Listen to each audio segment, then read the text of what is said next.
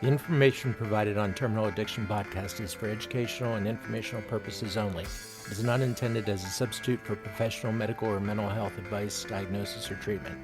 Always seek the advice of your physician, licensed therapist, or other qualified provider with any questions you might have regarding medical or mental health condition.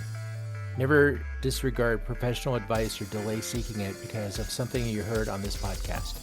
The views and opinions expressed by the guests, the hosts, are their own, and they do not necessarily reflect those of any affiliated organization or institutions.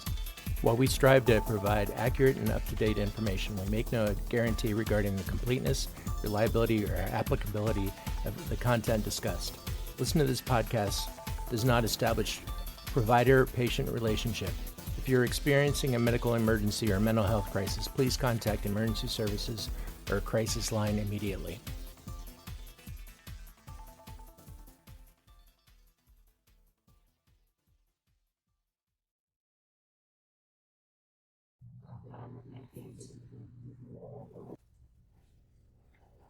All right, and welcome back to another episode of Terminal Addiction. This is Doug H. And I'm Paul B. And we're glad to have you guys back listening to us again. We've been getting some good feedback and responses from our loyal listeners, if we can call them that so far, Paul. I think we're starting to rack up some views and some edits, and people seem to be liking what we're doing. So we wanted to come and talk to you guys today with the upcoming holidays. We've got, Thanksgiving and Christmas and New Year's, and that can be a stressful time for a lot of people. So we wanted to talk to you guys about some of the things that we found very helpful for us going through early recovery around the holidays.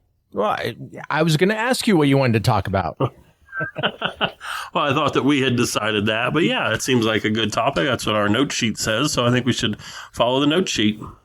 Sounds good. And actually, I've got an interview coming up that has to do a lot with dealing with holidays and addiction that will tag along with this episode as well. That'll be cool. I'm looking forward to hearing that as well.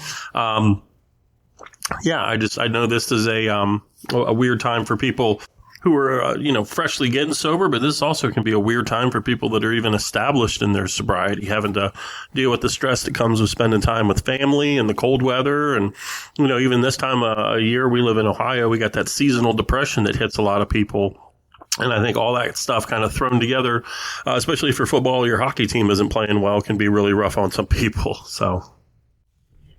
When we first got sober, I remember well, it was 4th of July weekend, and we were at the meeting, and somebody brought up as a topic, how are you going to deal with the holidays during your early sobriety? And I remember thinking, I used to drink every day. It wasn't just holidays, but yeah, I kind of get it now.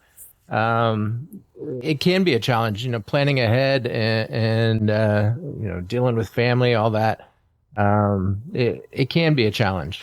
Yeah, I don't think I ever drank any more or any less on holidays. I feel like I just had some better coverage from other people doing it to maybe fit in and blend in, or even for me, I think St. Patrick's Day and New Year's, those are kind of amateur hours, so I would probably even take my foot off the gas on those days a little bit. Because somebody had to be the responsible one. So, I think coming up on the holidays is an important thing to talk about, because a lot of people, this might be the first, holiday that they're spending without their substance, without drugs or alcohol. And I know for me, I remember that being a stressful time. There was a point where I wasn't, getting along super well with my family, but still wanting to spend time with them. And, so just trying to, I don't know, corner the conversations to the good times, not using that holiday table as a place to have out our spats and to have our arguments and our fights and all that kind of stuff. But I know, when the alcohol starts flowing, sometimes that's where that stuff comes out. One of the recent episodes that we had was talking about boundaries. And I know I was at a meeting recently where somebody brought up, getting guilt tripped into, hey, just have one drink. And that comes up a lot during holidays. It's learning to set those boundaries and being able to say no sometimes. Yeah, I know it's not necessarily our job as the person in recovery to educate or change everybody's minds, but I got to be real careful about who I spend my time with. The people in my life these days, family, friends, are real supportive. They watched me go through the worst of it. And I think most of them are pretty glad that version of me is not here anymore. And so I don't feel that pressure from any of my friends. I was just home this last weekend and I got to see, a lot of my old friends. And they're all very supportive and they're not suffering from the same disease, the same affliction, the same condition that we are. So they don't drink the same way that I used to. So for them to, not drink for a day or two or just to hang out and not do those things isn't a big deal for them. But I know for some people's families, this disease runs in the family. And so if you've got members of your family that are still, active in their addiction, it's really hard to go over and spend some time. And especially when they're trying to convince you to just have one. But my disease doesn't want just one. One of the things that I know I dealt with early on in my sobriety was, well, hey, you're not drinking anymore. Why don't you become a designated driver? And that's another boundary that, I just had to say, no, that's not why I'm here.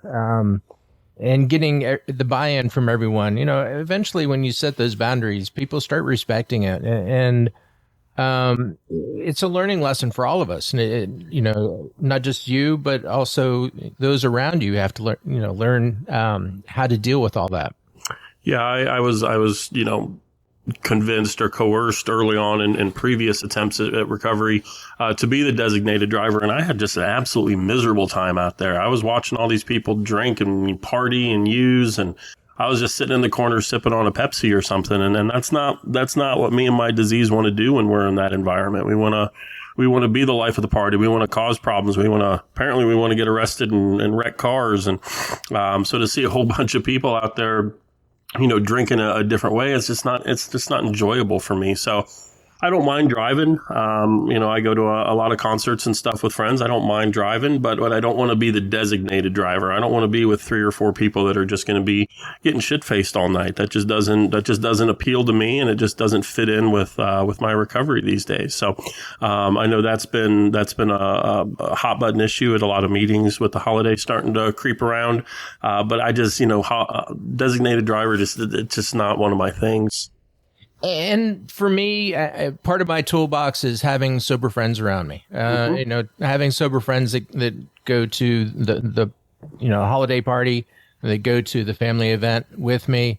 I try not to go in isolation because, what was I doing when I was drinking? I was in isolation all the time. Yeah, and that's been one of the real nice things about spending some time with Paul. Is doing things together with other sober people.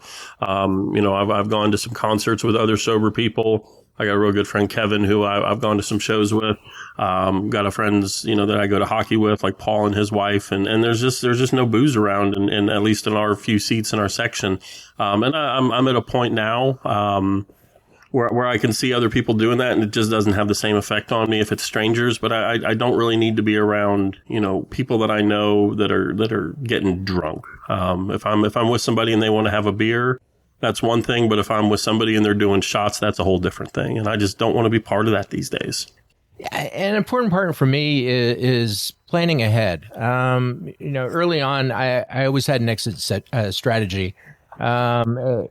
It went from where do I park my car so I can get out if I need to get out to, where am I going to go? Who am I going to go with? All those things. I planned ahead. And I'm a planner anyways, but having a set schedule in my mind, I'm going to leave by 8:00 because that's when people start drinking, or 9:00 that's when people start drinking, and having everything already kind of figured out ahead of time. So when the time comes around, I'm not scratching my head going, okay, now what? Yeah, I'm a big fan of that idea too. I will either take somebody, go with somebody. If I have the option to drive myself, I will. That way I can leave when I want. I also make sure that I don't get blocked in. I like to park down the block a little bit, maybe not in between 2 cars, maybe at the edge of a curb or something, so I can be the front car or the back car and a line of cars, parked on the street. so that I'm not trying to find, a drunk person to find their keys, to move their car.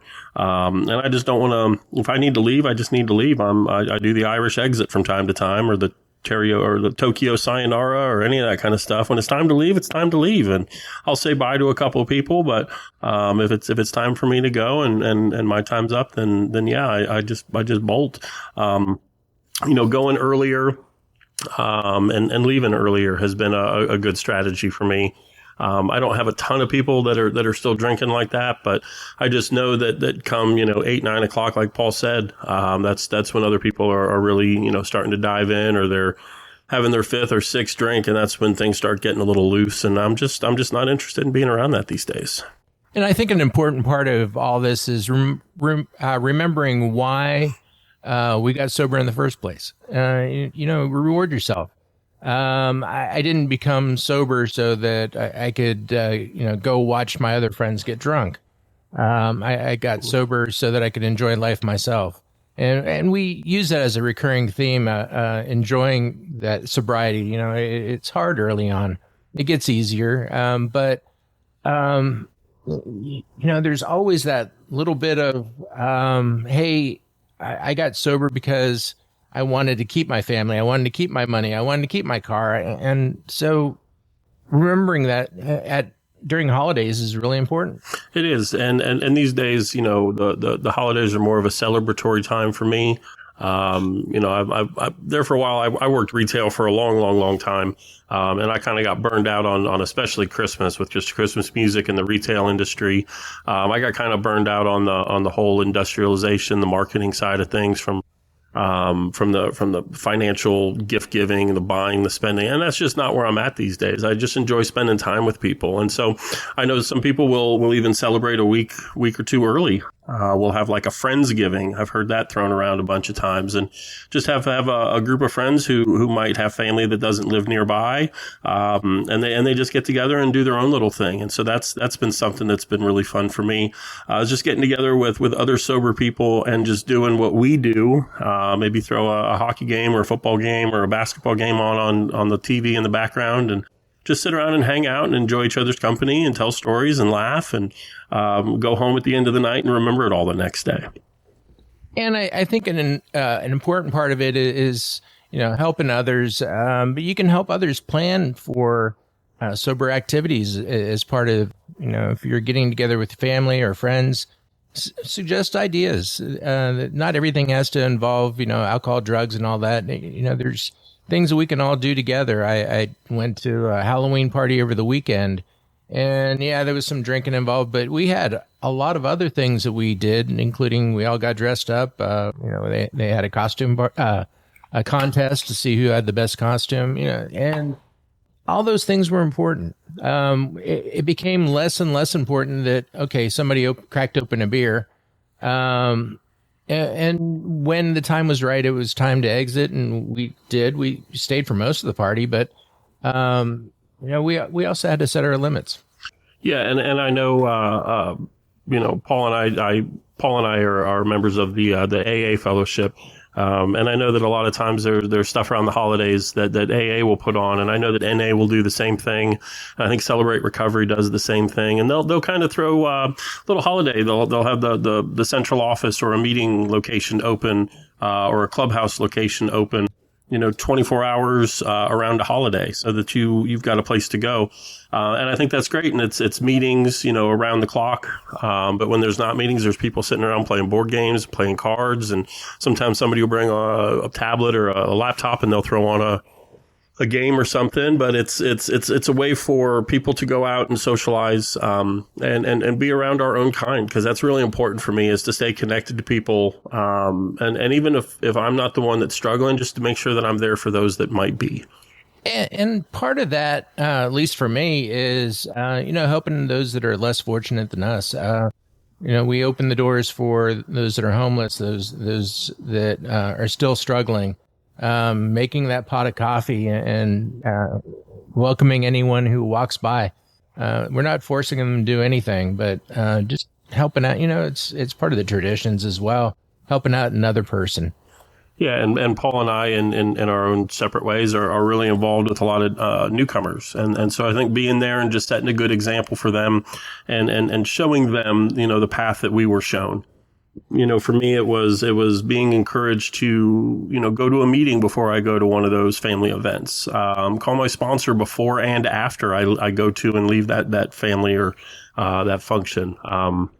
And just passing that along and just making sure that these newcomers have our contact information. I talk to a lot of sober people, talk to a lot of newcomers, especially, around the holidays, because they're struggling. A lot of these folks, they've got rifts in the family and either, they're not welcome or they just don't feel comfortable going around those people yet. And so I just want them to make sure that they know that they can always reach out to me. I've had a lot of people reaching out because of this podcast, and I appreciate those people giving me their support. And I know that it's reaching an audience, and I just want people to know that if they're struggling, if they ever need anything, that I'm here, and I know Paul's there for his people as well. One last thing that I kind of really want to touch on. I love to travel. I travel not just domestically, but I travel to other countries as well.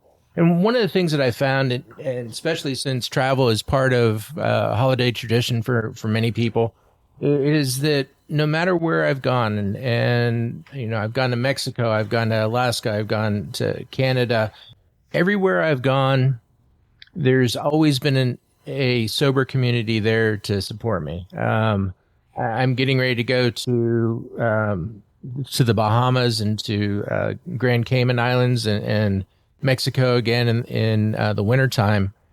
And I'm very confident in that everywhere I go, there's always another sober person there, and usually a group of people there that are going to be sitting there supporting me. Yeah, one of the things that I really like doing is I like going to meetings out of town. I've gone to meetings in Chicago, Indiana, Kentucky, the DC area. I got family out there. And before I go, on any of these out of town trips, I always like to look up where meetings are. And I know the AA and NA have those schedules available. You can always reach out to their central offices.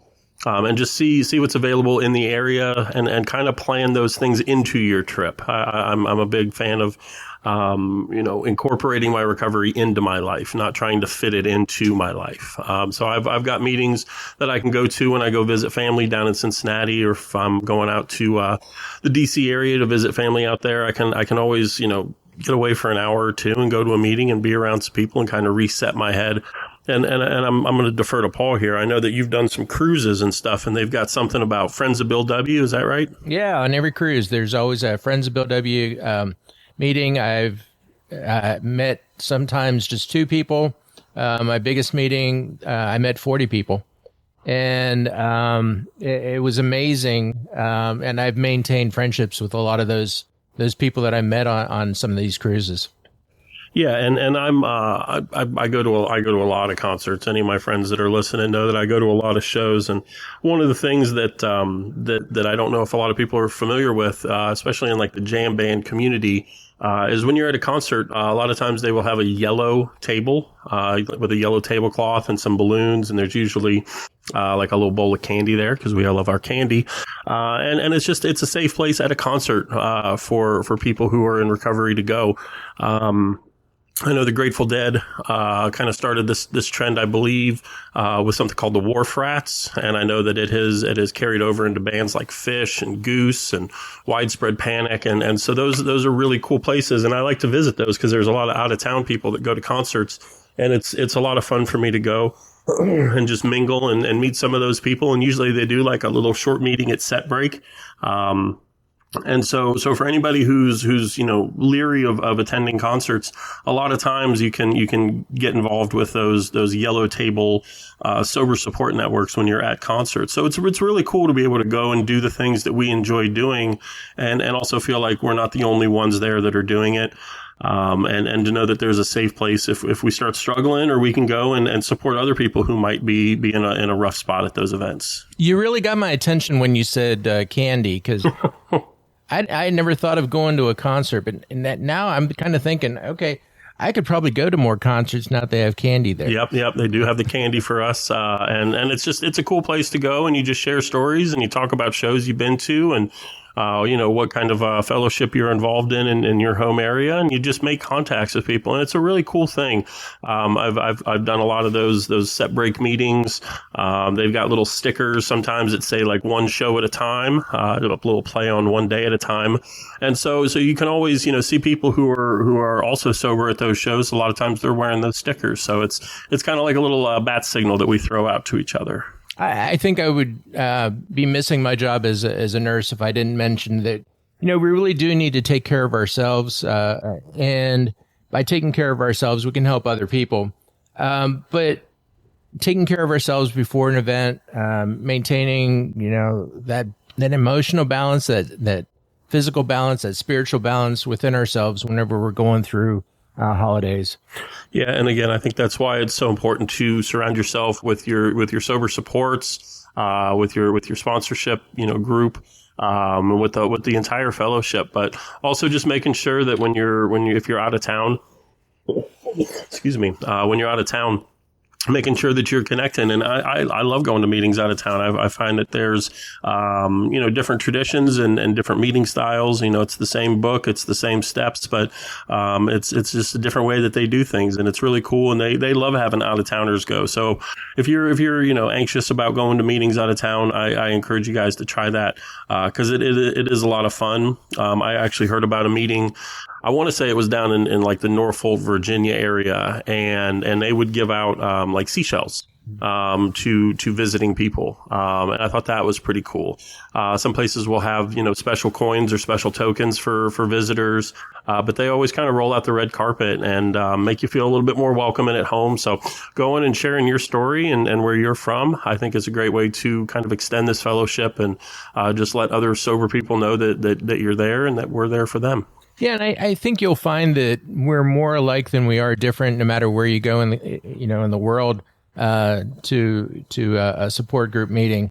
I've certainly found that 5 minutes of sitting down with somebody, I'm like, oh yeah, I know your story, and I've not even heard it yet. We do share a lot of the same stories, and I think it's important. Yeah, and I think crossing those lines between different fellowships. I've got a really good friend who's been sober for a while, and he's more involved in the NA fellowship, and but it almost doesn't matter. We're all kind of on the same mission. We're just on slightly different paths. I remember last Christmas I was out in DC visiting my aunt and my grandma, and one of my aunt's family friends was not freshly into recovery, but he was a couple of years in, and he was more on the Celebrate recovery side. And I just loved hearing what they do. Their structure of their groups and their meetings is a little bit different. I've been to a couple of those meetings with other people, but I just love hearing how people find their way into recovery, because it's not easy. And anybody that's out there that's struggled with this knows that, and anybody that might still be struggling, knows the struggle. But I think it's important to reach out and ask people, and that's why I'm pretty honest and open about my sobriety and my recovery journey and where I came from, because I want people to feel comfortable reaching out and asking for help. Well, Doug, that sounds like a little bit of a teaser, because we have an upcoming episode that talks about different ways of getting sober. It should be the episode following this one, unless we change things around, but we're going to talk about different paths to get to the same outcome. And so we look forward to having you guys join us, and always reach out. You can reach us by email. You can reach us by social media. We have a lot of the contact information on the webpage. And, let us know what your thoughts on it. If you have any questions about anything, we'll certainly try to handle those the best we can. Any other final thoughts for you? No, I just wish everybody a safe holiday this year. If you're traveling, be safe. If you're going out of town, check out some meetings, and just make sure that you're keeping your sobriety and your recovery first and foremost, and everything else will fall into place. And we look forward to seeing you next time. Thanks, Paul. Thanks.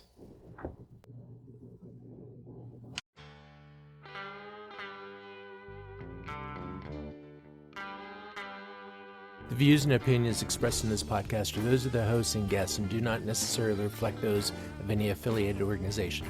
This content is for informational purposes only and is not intended for professional advice. Thanks for listening. If you enjoyed today's episode, be sure to subscribe, leave a review, and share it with a friend. Until next time.